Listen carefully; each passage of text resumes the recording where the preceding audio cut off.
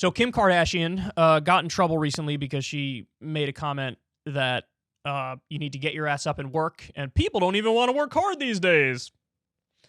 So holy hell rained down on her because everybody was like, you privileged elitist prick. Like, people are struggling and barely getting by and busting their ass in the process, and it's a miserable situation, and like 80% of people live paycheck to paycheck, and during the height of the pandemic, when everybody was sitting in their house, she rented a private island and was posting about it. So people were fed up. They were like, what are you doing? What are you doing? What are you? And it's a shame because she's helped get Alice Johnson out of prison. And, she's also like being harassed by Kanye West, which I wouldn't wish on anybody. But yeah, I mean, she shoved her foot directly in her mouth. So now, after hearing the backlash, she does another appearance and she responds to that backlash. Let's take a look. This morning, Kim Kardashian responding to the backlash from her comments to Variety earlier this month. I have the best advice for women in business. Get your up and work. It seems like nobody wants to work these days. That's so true. You have to surround yourself with people that want to work. Many weighing in online, calling out the privilege they say may have helped the Skims founder's success. The statement even mentioned last night at the Oscars. And this is from a quote from Kim Kardashian. Work harder. That's right. That's what we need you to do. In a new sit-down, Kardashian addresses the controversy. When you made the recent statement about women in business, and it got a lot of backlash. It did, and saying, go to work, get up and go to work. What did you mean by that, and what do you want to say now about it? Well, that statement that I said was without questions and conversation around it, and it became a soundbite really with no context. And that soundbite, I came off of the notion and the question right before, which was, after 20 years of being in the business, you're famous for being famous. And my whole tone and attitude changed with the previous question that went into that question about what advice would you give to women? And the advice that I would give is just that having a social media presence and being on a reality show does not mean overnight success.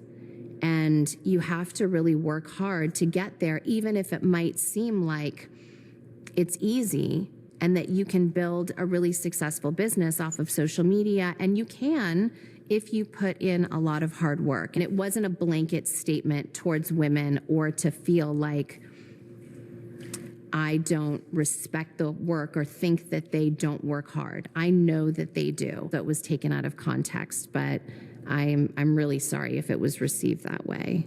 It wasn't taken out of context. It wasn't. I mean, yes, they didn't show the question before it. Hey, you're famous for being famous. What advice do you have for women?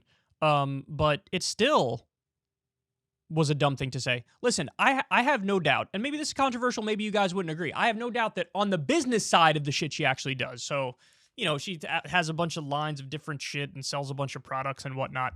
And I'm sure that she's probably involved in the specifics and the details of what she wants to sell and where she wants to sell it, and maybe gets involved in, the numbers in terms of sales and whatnot. So on the business side of what she does, I'm sure that there's real shit that she's doing. So she feels like she works really hard.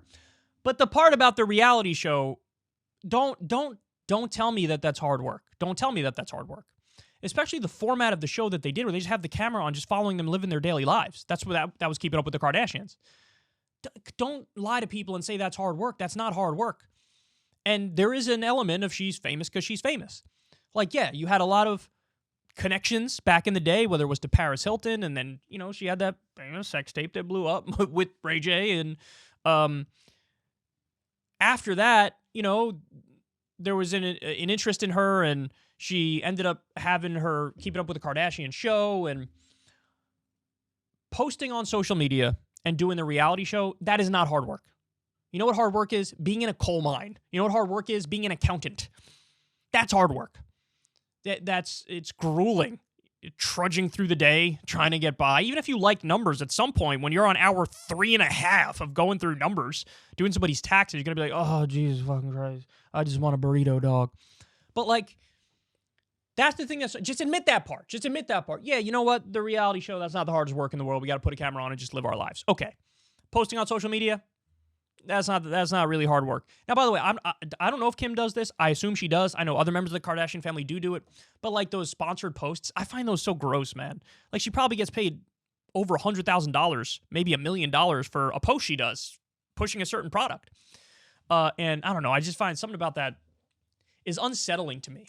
You know, it's just like, so how do we know what your real opinion is and what you're just paid to fucking put out there? It just strikes me as gross. But the other problem with this, and this is why she would have been so much better off if she just came out and said, you know what, I was wrong. And here's why I'm wrong. And then explain it. Because, again, the fact of the matter is, she said, get your ass up and work. And then she said, it seems like nobody wants to work these days. The reason why that frustrates people so much is because, in all seriousness, most people work way harder than Kim Kardashian. And they don't get a fraction of the money that she gets. I think that's why everybody was super annoyed by it. Because, and I don't remember the exact number, but there was a poll Crystal and I talked about a while ago on Crystal, Kyle, and Friends. It's something like only 18% of people feel, quote, engaged at work. So over 80% of people don't really love their job, and they're doing it because they have to do it to pay the bills and look after the kids, look after their family, survive.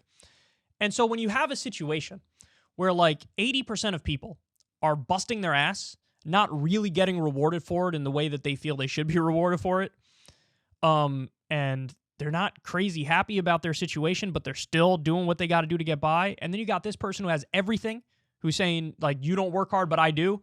Ooh, man. And by the way, I'll take it a step further.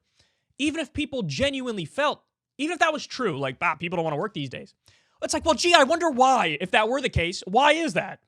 Well, maybe because, again, most people feel like they're underpaid, undervalued, and they're not doing a job that they love. Now, you could say, well, hey, whose fault is that? But in all seriousness, the way the system works, it's like most of the shit people have to do is probably not shit that they're excited about.